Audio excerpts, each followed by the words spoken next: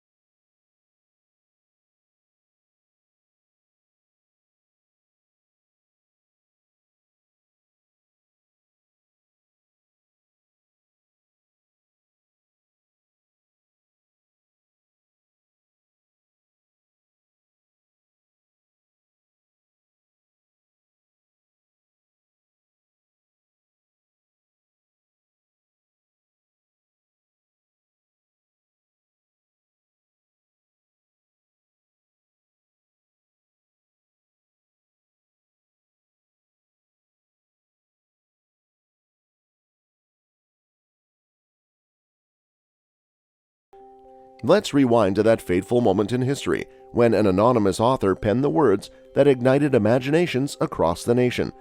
The Arizona Gazette article revealed an awe-inspiring tale of a Smithsonian-sponsored expedition led by the intrepid explorer G.E. Kincaid and guided by the scholarly professor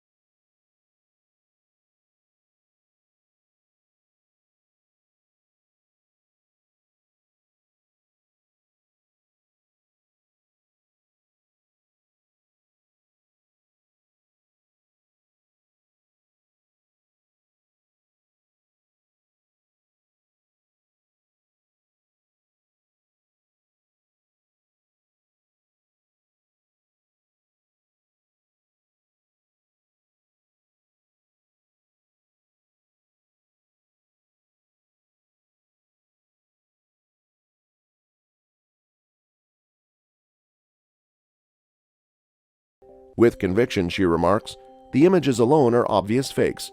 Even a cursory glance at the visuals accompanying the story raises eyebrows and triggers skepticism." In a fascinating article published in 2009 by the Old Pioneer, the esteemed magazine of the Grand Canyon Historical Society, author Dan Lago embarked on a meticulous investigation. He scoured through more than a dozen newspapers from that era, uncovering a surprising truth. Most of these newspapers completely ignored the sensational Gazette story, relegating it to insignificance. Only a solitary paper dared to reprint the article, but it did so without offering any commentary, leaving readers to ponder the veracity of the claims made. With each piece of evidence, the cracks in the cave legend grow wider, casting doubt on the authenticity of the extraordinary claims put forth by the Arizona Gazette over a century ago. Join me as we navigate through the maze of historical inquiry, separating fact from fiction and ultimately unraveling the truth behind this mesmerizing myth. In the realm of newspaper archives, one particular publication stood out by daring to shed light on the deception. The Coconino Sun, based in Flagstaff, Arizona, emerged as the lone voice willing to expose the likely perpetrator behind the hoax. Pointing fingers at Joe Mulhattan, a notorious traveling salesman of the 1870s and 80s, the Sun connected the dots to this master of fabrication. The New York Times, in an article dated 1891, portrayed Mulhattan as a figure well known throughout the U.S., infamous for his talent in deceiving newspapers. The Times noted, "His wild stories, written in the most plausible style, have more than once caused special correspondents to hurry from coast to coast to investigate some wonderful occurrence which only existed in the imagination of the great liar." But how has this hoax managed to persist, capturing the attention and fascination of generations? Let's take a closer look at the intriguing factors that have kept this fabricated tale alive for so long. To fully comprehend the context in which the Grand Canyon Egyptian cave myth thrived, we must explore the landscape of journalism in the late 19th and early 20th centuries. This was the era of yellow journalism, a controversial style of reporting that thrived on sensationalism and exaggeration, often presenting outrageous stories as unquestionable truth.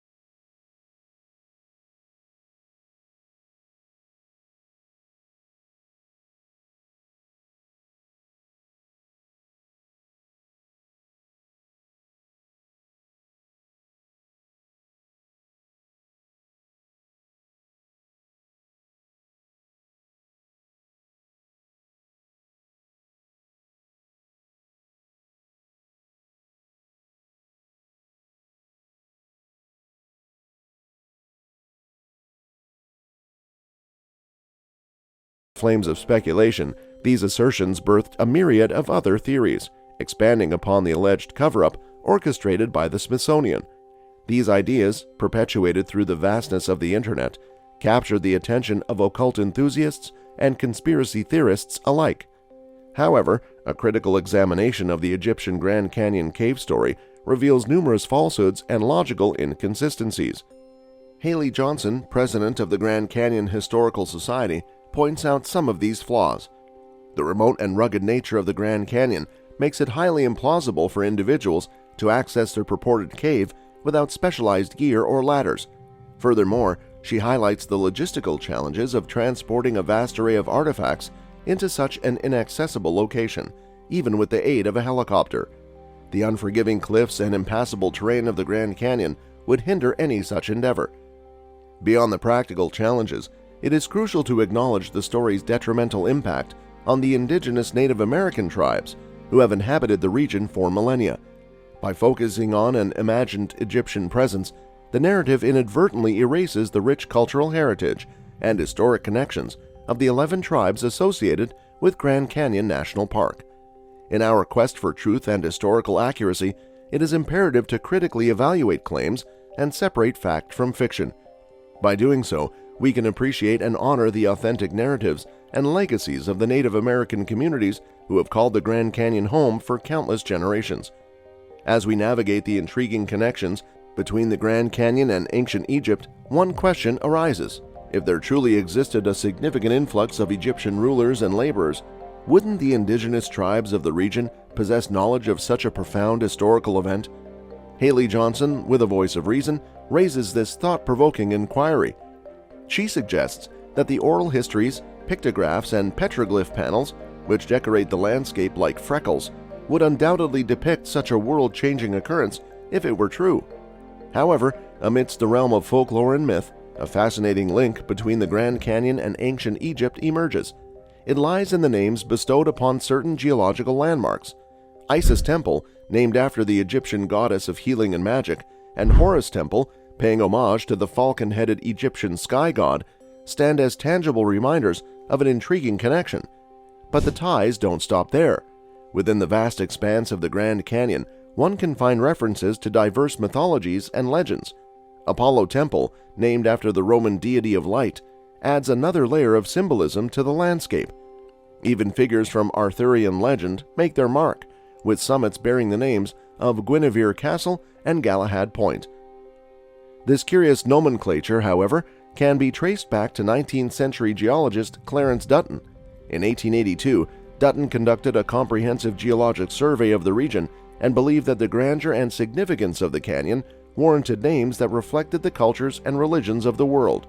Thus, he, along with his successors, deliberately chose to bestow the many landmarks of the Grand Canyon with titles drawn from various mythologies and legends. While these names evoke a sense of mystique and wonder, it is essential to recognize that they are the result of a deliberate choice made by geologists rather than evidence of an actual Egyptian presence. The beauty of the Grand Canyon lies not only in its awe-inspiring natural wonders, but also in the diverse tapestry of stories and legends that have woven themselves into its rich tapestry of names. The video ends there. Subscribe to our channel and turn on notifications to remain up to date on the upcoming episode, in which we go even deeper into the captivating world of the Grand Canyon. Also, like and share this video with history buffs who can't get enough of a good mystery.